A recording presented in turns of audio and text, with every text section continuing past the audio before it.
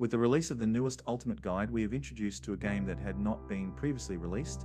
The game Chica's Secret Party has been listed in the book as being released on scottgames.com back in 2016.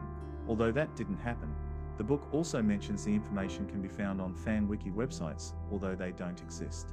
This game has received its summary before it was even released.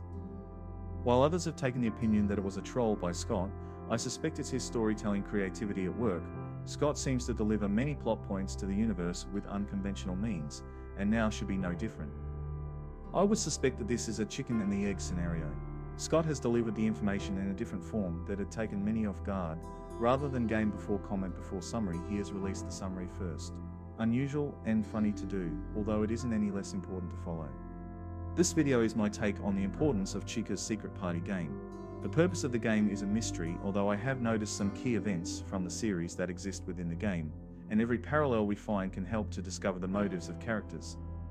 From the fourth game, we know that a toy version of the animatronic existed and was missing its beak. This suggests that the character of Toy Chica had likely made her public appearance in 1983. Merchandise from multiple restaurants was being released, and those of Freddy Fazbear's Pizza were included. The last time Freddy Fazbear's Pizza was opened to the public would be in 1987. This followed an investigation into series antagonist William Afton, as well as the incident called the Bite of '87. The later event would close the restaurant indefinitely. Within those years, Toy Chica seemed to be involved in the Afton's plan with what we hear from the series. Toy Chica's high school years. Within this series, the character of Toy Chica would want to be in a relationship with her classmates. Following each interaction, she would accept it wasn't meant to be, and would collect a souvenir after her change of opinion. These episodes also give us the line connecting Toy Chica with Fredbear plush with the line "Tomorrow is another day." This clue suggests Toy Chica is being spoken through by another, the same way that Fredbear plush was spoken through to the crying child. When looking over the details from Chica's Secret Party, it appears that certain key events within the universe are represented in the game. These details could be the memories of the animatronic being represented by the game. There are some details in particular I could think to connect Toy Chica with established events. From the game, when Chica visits the kitchen, she needs to distract the dog with pizza so it doesn't go after the cupcakes. This shares some similarity to Chica's high school years when she suggests she would run over a dog and tempt her admirer with cookies. Both are somewhat similar but also clearly twisted in interpretation. Ideas of the dog being distracted could be expanded upon with the dog was tempted away with food so it would leave its home. From the game, when Chica visits the home office, she meets a grey man sitting at a desk. This is similar to the desk man from FNAF World version 1.1. Within his game, the man lived in the Fazbear Hills. He also sat at his desk and dreaded his involvement in creating the circus baby animatronic. The grey man has a small safe with a 4-digit combination with a number we do not get to know. He also tells us the hint about something scary under the bed. This to me is Henry. The 4-digit number could be the same one from the book, the week before. The code in that book was 1983, the year of the bite involving the crying child. The scary something under the bed could either be a nightmare animatronic or the event that we became aware of during the game, The Secret of the Mimic. Although why does Toy Chica know of this event?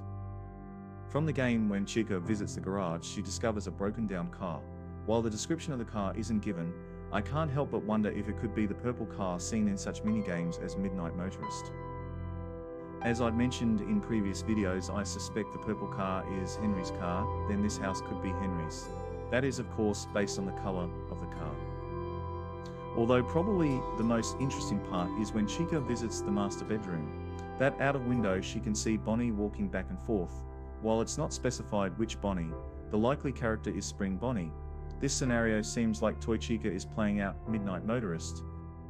The character who gives Toy Chica the cupcakes in this level is golden in color, and to appease the character you'll need to offer him a black top hat. This connects Golden Freddy with the location, as I've suggested that Midnight Motorist occurs on the 5th night of the 4th game, then Nightmare Fredbear can be connected with the location. These events seem to connect Henry, Midnight Motorist, and the missing children's incident in more than a few ways. Following the 1987 investigation, as Henry became aware of William's deeds, this could be telling us that Henry was more involved in events that even he was aware of. We could be finding out that Susie's dog was drawn out with food. It wasn't a mistake of William's while he was driving the purple car. Instead, the dog was intentionally singled out for use in an experiment that transfers a soul after death. The desk man was Henry, and he regretted making the Funtime animatronics for William. Realizing William's past deeds meant that Henry had created the monsters that he could use to capture souls. This was another motivation for Henry to be working at the circus baby rental facility. He was watching out for William coming back to claim Henry's creations. The broken down car from the garage, being the purple car, could be from William driving around in Henry's car. Any report of this car near the scenes of those horrible events would be connected back to Henry. This could be why the investigation into Henry had happened, only to be discontinued once William's involvement was discovered. As for Spring Bonnie seen out of the bedroom window, and the footprints left in the dirt outside the Midnight Motorist house, Toy Chica wasn't the mastermind behind this, it was Spring Bonnie, waiting for the machine to serve the haunted Springlock costume. Toy Chica saw the world as a game, that making sad children happy was a power-up. Around the animatronic there was a lot of miserable people having to deal with traumatic events. Chica couldn't comprehend any of it.